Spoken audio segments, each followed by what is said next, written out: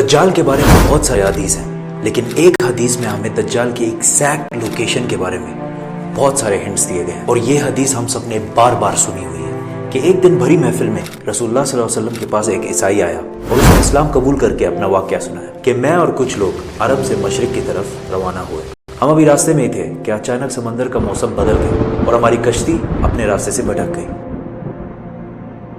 ایک مہینہ ادھر ادھر بھٹکنے کے بعد سمندر نے آخر کار ہماری کشتی کو ایک جزیرے کے پاس لا کھڑا کیا۔ بڑی کشتی ڈاک کر کے ہم چھوٹی کشتیوں کے ذریعے اس جزیرے پہ پہنچے،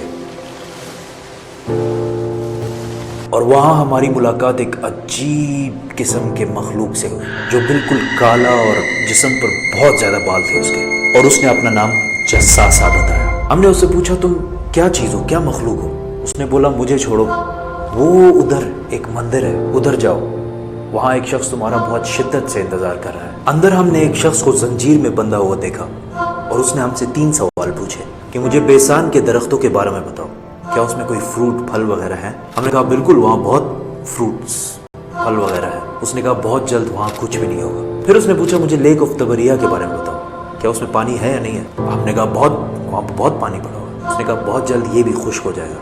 اور پھر اس نے کہا مجھے اس امی پیغمبر کے بارے میں کیا کیا ہے اس نے ابھی تک؟ ہم نے بتایا کہ وہ مکہ سے نکل کر مدینہ میں آباد ہو چکا ہے۔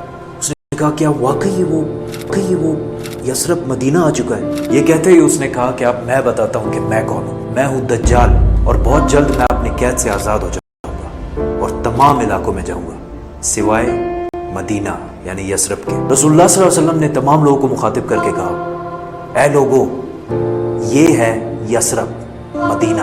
تمیم الداری جو کہہ رہا ہے مجھے اس میں سچائی نظر آ رہی ہے۔ یاد رکھو دجال شام کے سمندر میں ہے اور نہ یمن کے سمندر میں۔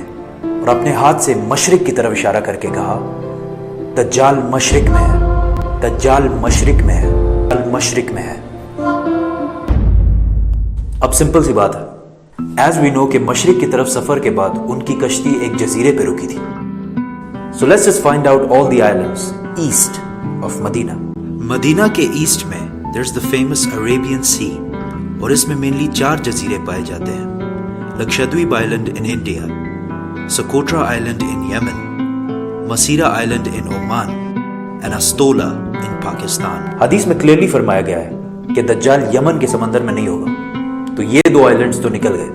رسول اللہ صلی اللہ علیہ وسلم نے مدینہ میں جو مشرق کی طرف اشارہ کیا تھا، اگر اس سے ہم ایک سیدھی لائن کھینچیں تو وہ بالکل استولا آئلینڈ کے اوپر سے گزرتی ہے۔ اور جب جساسا نے ان کو اس جزیرے پہ ایک ٹیمپل مندر کی طرف بھیجا تھا، تو اس جزیرے پہ ایک مندر ٹیمپل کے کوئی ریمینز تو ہونے چاہیے۔ انڈیا کے اس آئلینڈ میں تو ایسا کچھ بھی نہیں ہے، لیکن پاکستان کے استولا آئلینڈ میں پتہ ہے کیا ہے؟ مندر۔ لیکن یہ تو 1450 سال پرانی کہانی ہے، مندر تو ابھی 40-50 سال پہلے بنا ہوگا۔ 2000 سال پرانا مندر، اور مندر بھی کس کا؟ کالی ماتا، ہندوؤں کی سب سے خطرناک اور خوف گاڈس، دیوی، جو دکھنے میں بہت خوفناک اور جس کے جسم پر بھی بہت زیادہ بال ہے۔ کچھ یاد آیا؟ جساسا۔ ان صحابیوں نے جس عجیب سے مخلوق کی بات کی تھی وہ بالکل ہندوؤں کے اس بھگوان سے ملتا جلتا ہے۔ لیکن اگر آج آپ استولا آئلینڈ جائے تو آپ کو دجال نہیں ملے گا۔ وہ آزاد ہوا ہے یا نہیں یہ تو نہیں پتا، لیکن یہ جو جساسا ہے اس کو غور سے دیکھیں۔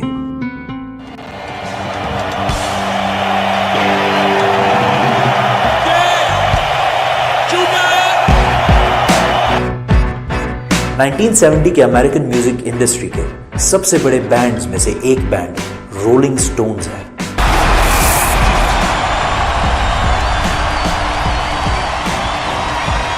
جس نے اپنا یہ لوگو ہندو گاڈس کالی ماتا سے انسپائر ہو کے بنایا، اور یہ لوگو پچھلے صدی کے سب سے مشہور لوگوز میں سے ایک ہے، اور رولنگ سٹونز بینڈ کو one of the greatest of all time مانا جاتا ہے۔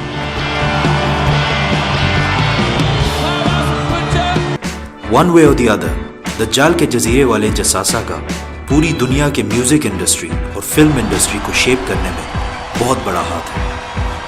کوئنسیڈنس؟ اور maybe not.